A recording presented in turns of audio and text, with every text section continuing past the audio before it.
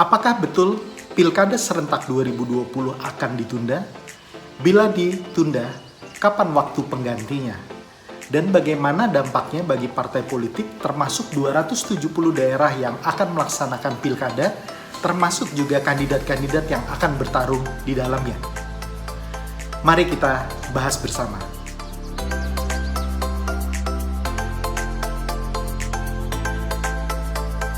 Munculnya pandemi COVID-19 telah mempengaruhi banyak sektor dan mempengaruhi banyak bidang di dalam kehidupan bernegara kita. Salah satu di antaranya adalah Pilkada serentak yang sedianya akan dilaksanakan pada tanggal 23 September 2020. Hingga saat ini sudah terdapat 4 tahap di dalam Pilkada serentak 2020 yang ditunda. 4 tahapan tersebut adalah pelantikan petugas pemungutan suara, verifikasi faktual dukungan calon perseorangan, pelantikan petugas pemutakhiran data pemilih, dan proses pemutakhiran data pemilih. 4 tahapan itu yang sudah pasti tertunda. Selain 4 tahapan tersebut, saya yakin ke depannya tahapan-tahapan yang lainnya akan mundur dan tertunda. Karena tahapan yang ada yang sudah disusun oleh KPU dan pemerintah adalah tahapan yang saling berurutan. Sehingga bila satu tahapan tertunda, maka tahapan yang lain juga akan terpengaruh.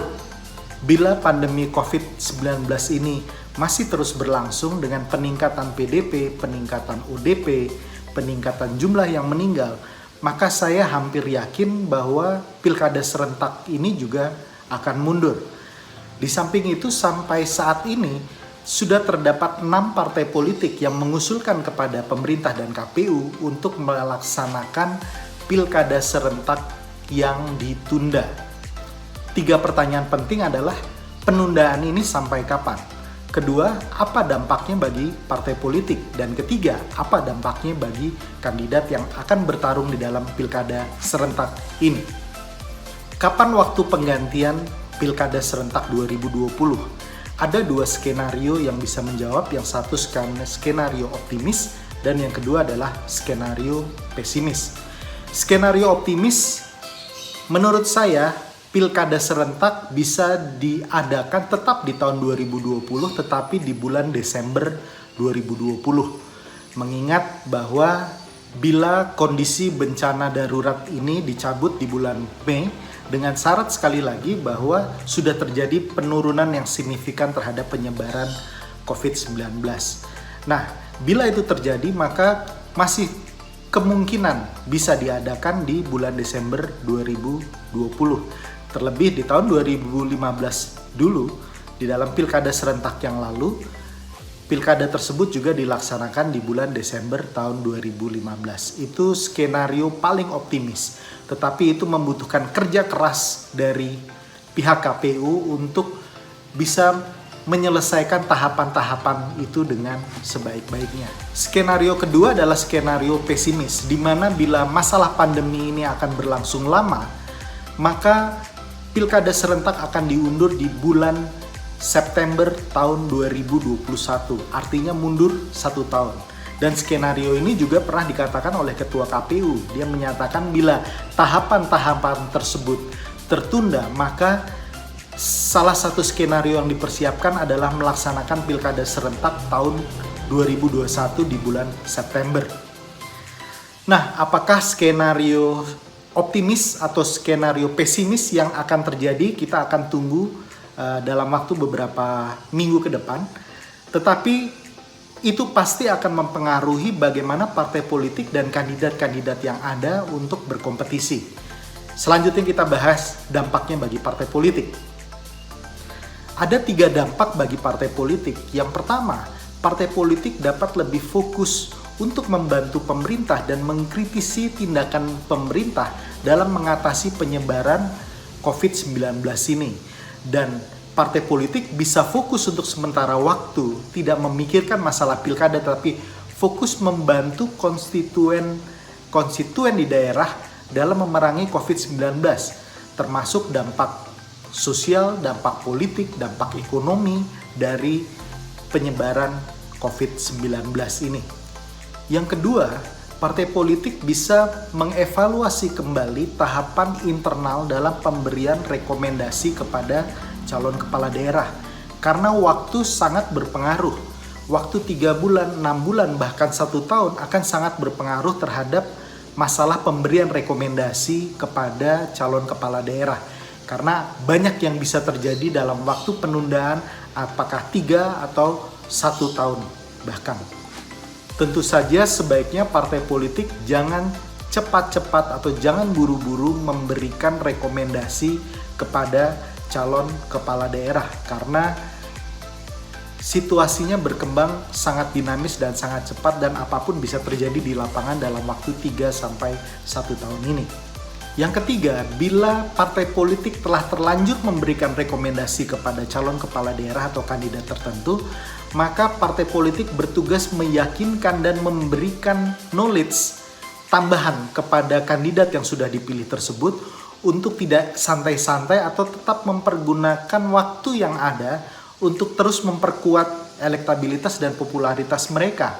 Sehingga tentu saja rekomendasi yang diberikan dengan jadwal pilkada serentak yang diundur nanti itu bisa dapat berjalan linear. Yang berikutnya dampak bagi kandidat kepala daerah. Yang pertama tentunya dengan panjangnya waktu ini akan mempengaruhi berbagai hal.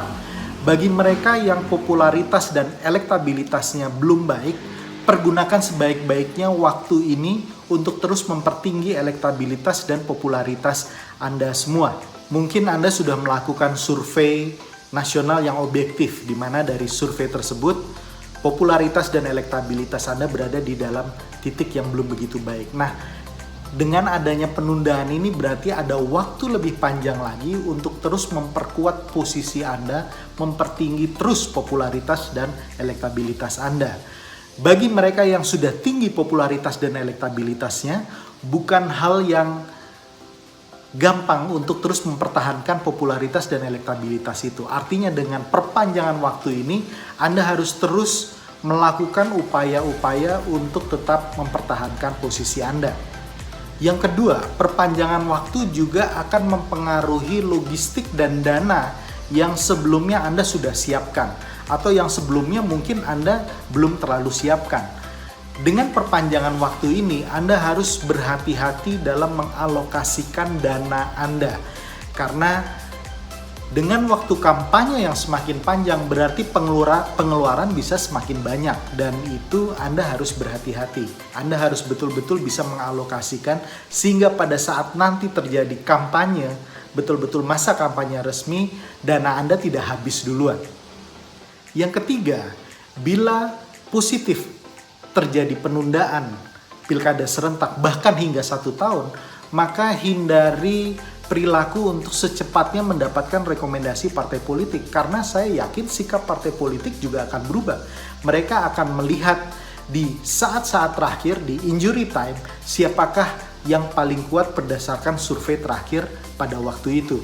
Jadi kalau Anda berusaha mengejar rekomendasi partai politik di awal seperti sekarang, maka belum tentu rekomendasi yang resmi akan dikeluarkan atas nama Anda bila elektabilitas Anda dan popularitas Anda pada saat yang menentukan tersebut justru menurun.